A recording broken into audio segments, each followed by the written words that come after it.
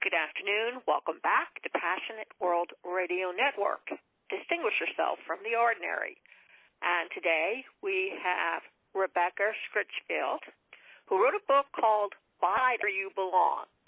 So why did you set it up that way? Well, I wanted people to understand all these different components of what creates better habits and behavior change, but in a way that was manageable, because we don't all have, advanced degrees in habits. And so designed this way, it takes you through a progression of understanding your choices and how they can impact your health, but not in a lectury way, and more of a conversational, showing your options, kind of helping you think through, choices that you may want to make and changes that you may want to make. And then, as you progress through, you're going to learn about your emotions, because our emotions influence our choices. And it's very important to understand how to handle our negative emotions, which are usually self-sabotage, to how we can reverse that. Part 3 is all about setting values-driven and workable goals, because we have to have a goal, otherwise it's just a wish and we're not going anywhere. And then part 4 is a way to help people think of a bigger purpose to all their self-care efforts. And it's this idea that we really want to connect to people we care about the most in our planet and our world, and that there's so much more that creates a joyful life than just our appearance. But we don't have to wait to have all these amazing habits and that picture in our head. We don't have to wait for that to really engage and enjoy a meaningful life. And it's a very important message to hear, because habits could take a while to kind of really feel like you're in a good place. We got a lot of life to live while we work on all those important things. Oh, I agree 100%. So if you were to guide somebody on a roadmap or a success map using your book in the best fashion, what would you tell them to do, or how would you advise them to write down those certain things that you feel would really get them on the right or in the right direction to redo themselves? Yeah. So I would get a journal, and because there's a lot of reflection and there's writing in this book, because we learn and grow so much from pausing, putting pen to paper, and writing down thoughts and feelings. It's kind of how we work through and decide the actions we want to take. So I would get a journal. I would at least start with the introduction of philosophy to understand the foundation, and I would read the first chapter on choices. It is set up that you can read it front to back, but everybody's at a different place. So somebody may really feel like their eating is on track, or that they don't want to focus on eating right now. But exercise is the thing. That's the motivating thing. That's the thing they care about. So you can dip into the exercise chapter and work your way through that, and then pick up food another time, or then pick up sleep another time. So there's tips and guidance throughout. If you're like, oh, I'm an emotional eater and I really want to deal with that right now, you could dive into the emotions chapter, and then as you work on that, go back to food and kind of get more of that. Here's what a balanced plate looks like. Here's how to make better choices. So it really is designed to be flexible, so you pick what you care about and then you work on it. But if you're want to read it from cover to cover, it does naturally progress you through steps that you can take, in sort of a bottom-up approach.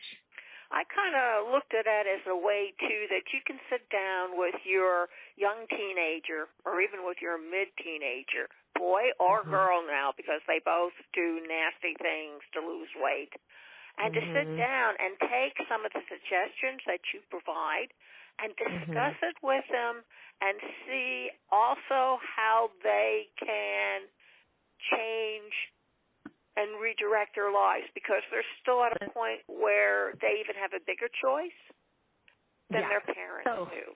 Yeah, absolutely. I think that every time I talk to people about the book, they say, oh, my gosh, I need this because I want to help my kids, or I want to help my sister, I want to help my cousin. And this is a book that you can do with other people, right? And you can even work on it through yourself and then use it as a tool to help your family and to help people you care about.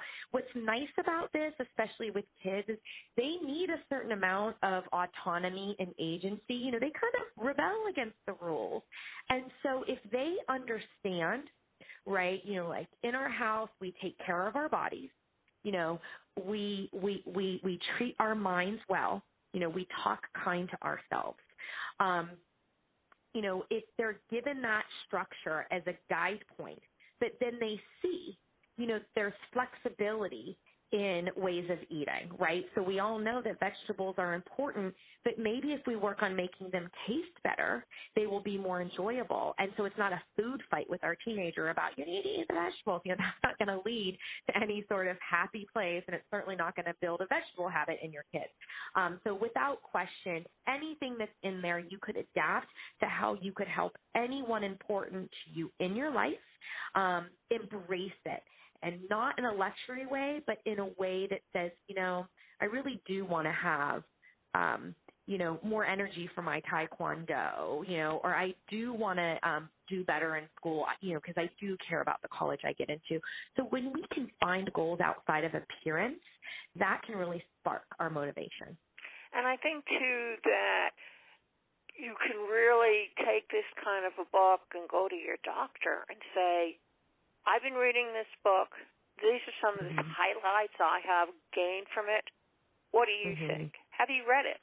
Because I think it's important for doctors to be aware and cognizant of the choices that they can give their patients when they're talking to them about either psychological wellness or emotional wellness or health or any one of the things, especially I think when, for example, there are cancer centers now that are set up to handle almost everything that a person will experience. So it's just not curing them or giving them medication, but actually counseling them. And that's how I kind of look at your book, too, that it's an overall process, and that everyone from a doctor to a nurse to the patient or wellness, the insurance companies, for gosh sake, should read it and introduce it to their subscribers or introduce it to their patients too, so you can cure yourself before anything even happens.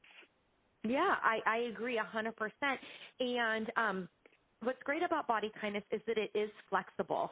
So, for example, if you have a health concern, right, you have cancer or you have cancer in your family, right, there may be certain food choices you want to make that are an example of body kindness for you that might be different than a person who has diabetes and has certain food choices that are body kindness for them.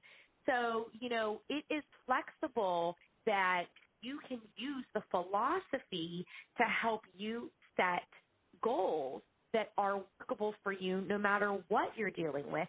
And I love that you brought up doctors, because I myself actually, when I was pregnant, I was actually weight shamed by a doctor who was not my regular doctor, but someone I was seeing.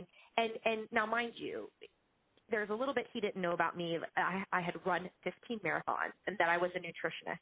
But we were having a conversation. I was 7.5 months pregnant. We were having a conversation that I was going to be walking a half marathon that weekend, and I was just kind of going through my sort of self-care plan.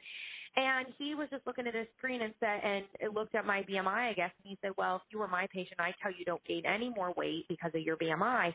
Now, the third trimester is when the baby is gaining all the weight. And I just couldn't believe what he was saying. And thank goodness I was in such a good mental place. But it was a horrible experience. And I have horror stories of clients who have been shamed by their doctors. And I believe all doctors want to help people. They don't have the time to really do everything they need to do with them psychologically. But, you know, people really avoid the doctors if they think that they're not going to see past their weight or appearance and they're not truly going to be compassionate and helpful. So, yes, I couldn't agree more. Give it to your doctor, use it as a tool, and say how it's helpful, and maybe then we can get changes in the way we treat people, because everybody deserves to pursue health no matter what their weight is. I agree, and I have one more thought that you may want to pursue.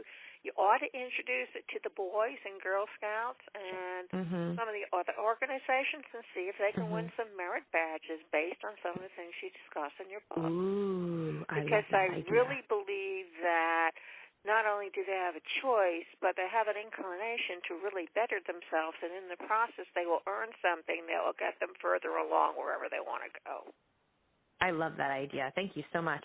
I will make that happen. Okay, good. Rebecca, please tell everybody where they can find you on the World Wide Web, where they can find your book and all the other stuff you need to tell them. Sure. It's bodykindnessbook.com, and you can get a free training and book chapter, and my book's available on all the online retailers and everywhere books are sold. Any final thoughts before we wrap it up? Just focus on creating a better life, and one good choice leads to another, and that you're worth it. Great.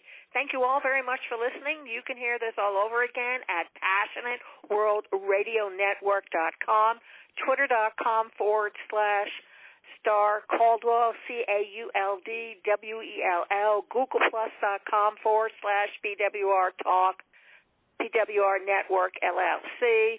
Also, Facebook.com/PWR Network LLC. And before we go away, Andrew Ambrose Pierce had this to say: bore, B-O-R-E, a person who talks when you wish him to listen. Thank you all very much for listening, and remember, please keep listening. Thank you.